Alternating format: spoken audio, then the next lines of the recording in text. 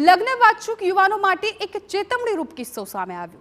સુરતના બે યુવકો બન્યા છે લૂંટેરી દુલ્હનનો શિકાર। વરાછામાં રહેતા હિંમત વોરા અને તેમના મિત્ર રવજીભાઈ રૂપાવટ પોતાના દીકરાઓ માટે યોગ્ય કન્યાની શોધમાં હતા। એ દરમિયાન બંનેનો સંપર્ક વિપુલ મહેતા સાથે થયો। વિપુલ મહેતાએ બંને પરિવારને યુવતીનો ફોટો બતાવીને નર્મદા ખાતે લઈ જઈ મુલાકાત કરાવી 1.30 લાખમાં લગ્ન નક્કી કર્યા હતા।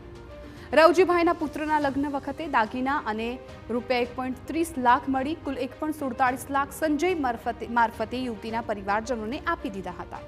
લગ્ન થયા બાદ કુંતા બીજા દિવસે પિયર ગઈ હતી અને પછી ન સંપર્ક થતા પરિવાર ગામડે ગયો। તે દરમિયાન સમગ્ર છેતરપિંડીનો ભાંડો ફૂટી ગયો।